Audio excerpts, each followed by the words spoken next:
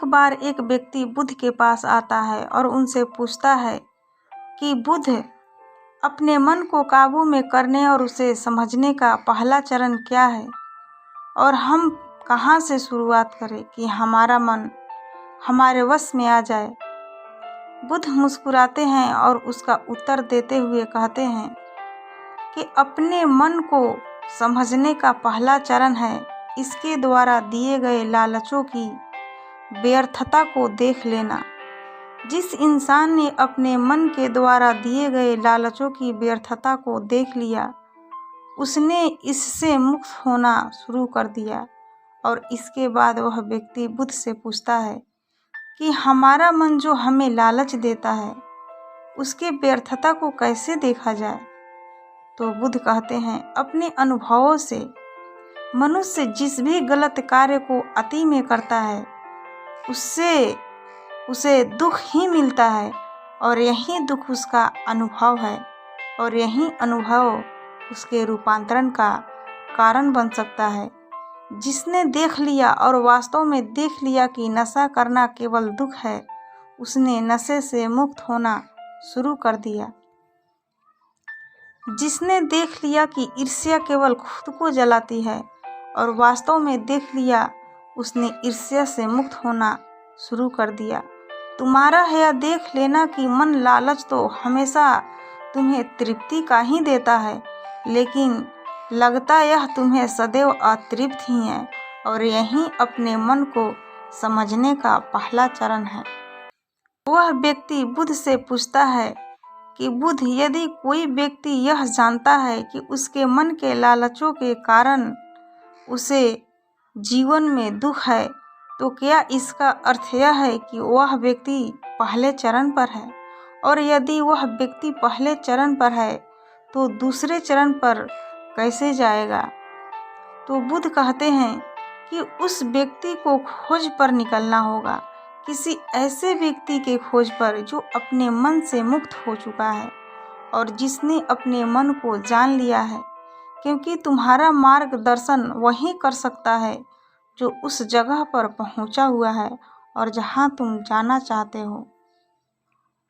वह व्यक्ति बुद्ध से पूछता है कि उस व्यक्ति की पहचान क्या है जिसने अपने मन को समझ लिया है और जिसने खुद को जान लिया है, क्योंकि हर व्यक्ति यह दावा करता है कि वह ज्ञानी और बुद्धिमान है, लेकिन वास्तव में ज्ञानी कौन है वह कैसे पता लगेगा? बुद्ध कहते हैं कि यही तीसरा चरण है और वो चरण है सुनकर। सुनना ही अपने मन को समझने का तीसरा चरण है। उसके बाद वह व्यक्ति बुद्ध से पूछता है कि क्या देखकर यह पता नहीं किया जा सकता, क्योंकि आपको देखकर ही पता लगता है कि आप एक महात्मा हैं। बुद्ध कहते हैं कि देखने में तो कोई भी व्यक्ति बहुत शांत लग सकता है, लेकिन भीतर से वह क्या है यह उसके शब्द ही बता सकते हैं। लेकिन ध्यान रहे कि शब्दों पर भी विश्वास एकदम से नहीं कर लेना है। किसी भी बात पर विश्वास इसीलिए करना है कि उसे मैंने कहा हुआ है या किसी महात्मा ने कहा हुआ है। किसी भी बात पर विश्वास आपको तब कर लेना है जब वह तुम्हारा अनुभव बन जाए। गौतम बुद्ध के द्वारा कही गई इस बात को मैं आपको थोड़ा और आसान भाषा में समझाने की कोशिश करती हूँ। दोस्तों, कोई कहता है कि ध्यान करना अच्छा है और कोई कहता है कि ध्यान करना बुरा है। ये दोनों ही अतिया है। अगर आप अभी ध्यान को अच्छा मानते हैं तो आप बहुत जल्द ही उसे बुरा मानने लग जाएंगे और यही हमारे मन की चाल है। तो अब आपके मन में सवाल उठा होगा कि कैसे? तो उसका उत्तर यह है कि ध्यान की शुरुआत में आपको आनंद नहीं मिलेगा, बल्कि बोरियत महसूस होगी। और आपका विश्वास क्या था कि ध्यान अच्छा है, लेकिन आपको अनुभव क्या हो रहा है कि ध्यान बोरियत भरा है। तो धीरे धीरे आपका विश्वास बदलने लगेगा। पहले आप ध्यान को अच्छा मानते थे, लेकिन अब आप ध्यान को बुरा मानने लग जाएंगे। आप एक अति से दूसरे अति पर पहुंच जाएंगे और यही हमारे मन की चाल है। हमारा मन हमें अतियों में ही भटकाता रहता है और अगर आप ध्यान को बुरा मानते हैं तो आप कभी भी ध्यान कर नहीं पाएंगे। अपने मन को समझने का तीसरा चरण क्या है? बुद्ध कहते हैं कि किसी भी बात पर विश्वास तब तक नहीं करना है जब तक वह तुम्हारे विवेक की कसौटी पर खरी ना उतर जाए, और इसके लिए कर्म करना आवश्यक है, और कर्म ही अपने मन को समझने का चौथा चरण है। अगर आप धन कमाना चाहते हैं तो आपको सही दिशा में कर्म करना आवश्यक है। ठीक उसी प्रकार अगर आप खुद को जानना चाहते हैं तो आपको सही दिशा में कर्म करना आवश्यक है। वह आदमी बुद्ध से पूछता है कि सही दिशा में कर्म करते वक्त आदमी क्या गलती कर सकता है? तो बुद्ध कहते हैं कि केवल 2 ही गलतियां कर सकता है। पहली गलती है शुरुआत न करना और दूसरी गलती है कि पूरा रास्ता तय न करना। और इन दोनों गलतियों के पीछे हमारे मन की चाल होती है। कोई सोचता है कि मैं शुरुआत कल से करूँगा और कोई सोचता है कि शायद मैं सफल ना हो पाऊँ। इन दोनों ही गलतियों के व्यक्ति जागरूकता की कमी के कारण करता है। बिना जागरूकता के व्यक्ति का मन उसे सही दिशा में चलने ही नहीं दे सकता है, और यह जागरूकता ही अपने मन को समझने का 5वां चरण है। इसीलिए दिन के हर एक क्षण को जागरूकता के साथ जियो। कोई भी कार्य करो तो उसे जागरूकता के साथ करो। अगर सांसें भी लो तो जागरूकता के साथ लो। बिना जागरूकता के साथ जिया गया एक भी क्षण मृत्यु के समान है। और ध्यान रहे कि जागरूकता बिना ध्यान के संभव नहीं है। वह व्यक्ति बुद्ध से पूछता है कि बुद्ध, अपने जागरूकता के स्तर को कैसे बढ़ाया जा सकता है? बुद्ध कहते हैं कि ध्यान के द्वारा, और ध्यान की 6 चरण हैं। एक बार आप अपने मन को समझने के 6 चरणों को ध्यान से समझिए। पहली चरण यह है दोस्तों, थोड़ी जागरूकता के साथ यह देख लेना कि यह मन ही दुख के बीज बोता है। दूसरा चरण यह है किसी ऐसे व्यक्ति को खोजना जो मन से मुक्ति पाने का मार्ग बता सके। तीसरा, सुनना। चौथा, सुने हुए को कार्य में लाना। 5वां चरण ये है जागरूकता, जिससे आप मार्ग से भटके ना। छठा, ध्यान। अपने मन को सेवक कैसे बनाएं, अपने मन को बस में कैसे करें, हम जानेंगे 2 प्रश्नों के उत्तर से। हम अपने मन के गुलाम क्यों बन गए हैं? हम अपने मन को अपना गुलाम कैसे बना सकते हैं? आपके पहले प्रश्न का उत्तर दोस्तों हम अभी बताने जा रहे हैं। पूरा ध्यान से और अंत तक जरूर सुनना। एक बार एक राज दरबार में एक कलाकार आता है, और इस कलाकार की खासियत यह थी कि जब भी यह कलाकार अपनी कलाकारी दिखाता तो ऐसा कोई भी व्यक्ति नहीं होता था जो इसके कलाकारी को देखकर हंस ना सके। बड़े बड़े राजा महाराजा इस कलाकार की कलाकारी को देख हंसते हंसते लोटपोट हो जाते थे। लेकिन इस बार वह कलाकार एक गंभीर राजा के दरबार में था, इसीलिए लोगों को यह संदेह था कि कहीं वो इस बार असफल ना हो जाए। वह कलाकार अपनी कलाकारी दिखानी शुरू करता है, और वही होता है जो हर बार होता आ रहा था। राजा का हंसते हंसते बुरा हाल हो जाता है। वह राजा उस कलाकार को कलाकारी देख इतना प्रसन्न होता है कि वो इस कलाकार को मुँह मांगा इनाम देने के लिए तैयार हो जाता है। हमें यह बात हमेशा याद रखनी चाहिए कि अधिक खुशी में लिए गए फैसले अक्सर गलत साबित होते हैं। राजा उस कलाकार से कहता है कि मांगो जो भी तुम मांगना चाहते हो, मैं तुम्हारी कलाकारी से बहुत प्रसन्न हूँ। वह कलाकार कहता है कि क्षमा करे राजन, मैं जो भी मांगूंगा शायद आप वो नहीं दे पाएंगे।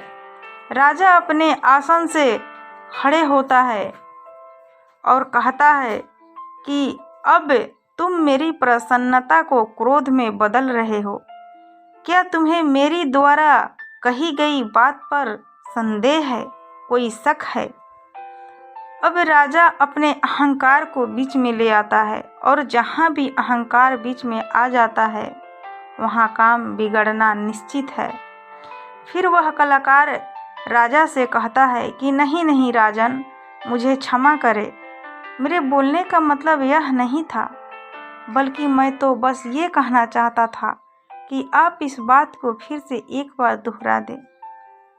फिर उसके बाद राजा कहता है कि मैं तुझे वचन देता हूँ कि जो भी तू हद में रह कर मांगेगा वह तुझे जरूर मिलेगा।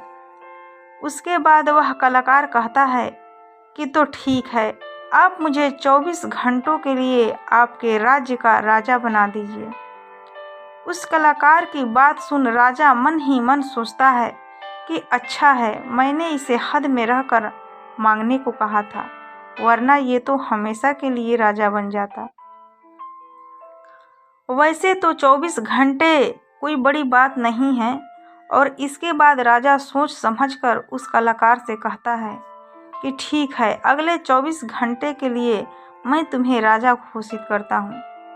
राजा बनने के 1 घंटे के अंदर ही वह कलाकार, जो कि अब राजा बन चुका था, वह पुराने राजा को फांसी पर चढ़ा देता है और दूसरे घंटे में वह पुराने राजा के सभी भरोसेमंद लोगों को हटाकर अपने भरोसेमंद लोगों को रख लेता है। आप में से बहुत सारे लोग उस राजा को मूर्ख समझ रहे होंगे, परंतु मैं आपको बताना चाहती हूँ कि वह राजा कोई और नहीं बल्कि आप है और वह कलाकार आपका मन है। आपका मन आपको थोड़ी सी खुशी क्या दे देता है कि आप उसके पीछे पीछे भागने लगते हैं। जो वही कहता है वही आप करते हैं और बाद में आपके हाथ में केवल पछतावा ही लग जाता है। अब दूसरे प्रश्न का उत्तर समझिए दोस्तों, हमारा मन हमसे सिर्फ बुरे काम ही नहीं करवाता बल्कि यह आपसे अच्छे काम भी करवाता है। मैं आपको एक उदाहरण देकर समझाती हूँ। जब आप ईर्ष्या का सहारा लेते हैं तब आपका मन बुरे काम करता है और जब आप क्रोध का सहारा लेते हैं तब आपका मन बुरे काम करता है। जब आप मोह, अहंकार और लालच जैसी बुरी चीज़ों का सहारा लेते हैं तब आपका मन आपसे बुरे काम करवाता है और जब आप प्रेम, दया और कृतज्ञता जैसी अच्छी भावनाओं का सहारा लेते हैं तब आपका मन अच्छे काम करता है। इसीलिए समस्या मन नहीं है बल्कि मन का इस्तेमाल किस तरह से किया जा रहा है, यह समस्या है। गौतम बुद्ध ने जागरूकता को इतना महत्वपूर्ण इसलिए बताया हुआ है क्योंकि जागरूकता के द्वारा ही अपने मन को नियंत्रित कर सकते हैं। मन को नियंत्रित करने का मतलब यह नहीं है कि आपके मन में नेगेटिव विचार आने ही बंद हो जाए। मन को नियंत्रित करने का सही मतलब यह है कि आपका कोई भी विचार आपको विचलित ना कर पाए। विचलित होने का अर्थ सिर्फ परेशान होना नहीं है बल्कि खुश होना भी है। बहुत ज़्यादा खुश होना समस्या नहीं है, परंतु उस खुशी में कोई निर्णय लेना समस्या है। उदाहरण, किसी से कोई वादा कर देना। ठीक उसी प्रकार बहुत ज़्यादा दुख होना समस्या नहीं है बल्कि इस दुख के कारण कोई निर्णय लेना समस्या है, जैसे आत्महत्या कर लेना। अगर आप पूरे जागरूकता के साथ यह देख पाए कि सुख और दुख इन दोनों की अति में कोई भी निर्णय लेना दुख और पीड़ा को जन्म देता है तो आप आंख बंद करके सुख के पीछे नहीं भागेंगे और अगर आप सुख के पीछे नहीं भागेंगे तो दुख आपके पीछे नहीं भागेगा, क्योंकि ज़्यादातर लोग जिसे सुख समझते हैं वह दुख की परछाई हैं। अब लोग इस बात का अर्थ निकाल लेंगे कि हमें सुख का आनंद नहीं लेना चाहिए। जबकि यह निष्कर्ष बिल्कुल गलत है। अगर आप सुख और दुख इन दोनों की अति में कोई निष्कर्ष नहीं निकालते हैं तो आप वहीं रहते हैं जहां आपको रहना चाहिए, मध्य बिंदु पर, जिसकी बात हर बार बुद्ध कहते हैं। मैं आपको मन के बारे में एक खास बात बताना चाहती हूँ। आपको ऐसा कब लगता है कि आपको अपने मन को वश में करनी चाहिए? जब आप वो काम कर रहे होते हैं जो काम करना आपके लिए सही नहीं होता है, तब आपको महसूस होता है कि आपको अपने मन को अपने वश में करना चाहिए, मगर आप वो काम फिर भी कर जाते हैं क्योंकि आपको उस काम को करने में मज़ा आता है। जैसे आपको पता है कि चुगली करने से आपको कुछ भी फ़ायदा नहीं होगा, फिर भी आप चुगली करते हैं क्योंकि चुगली करने में शुरुआत में मज़ा आता है, परंतु धीरे धीरे ही आपको पता चलता है कि आप अपने ही नज़रों में छोटे बनते जा रहे हैं। दोस्तों, गौतम बुद्ध के द्वारा दिए गए यह सूत्र मैं आपको आज बताना चाहती हूँ जो आपकी ज़िंदगी बदल सकता है, और वो सूत्र है, जिन कामों को करने में शुरुआती में बहुत मज़ा आए तो वह काम आपके लिए हानिकारक है। उदाहरण के तौर पर फनी और गंदे वीडियो देखना, वेब सीरीज, जंक फूड खाना और सुबह देर से उठना इत्यादि। और जिन कामों को शुरुआती में करने में कम मज़ा आता है या बोरियत महसूस होती है, वह काम आपका जीवन बदल सकता है। उदाहरण के लिए किताबें पढ़ना, एक्सरसाइज करना, सुबह जल्दी उठना, ध्यान करना और इंटरनेट का सही इस्तेमाल करना इत्यादि। हमें यह समझना चाहिए।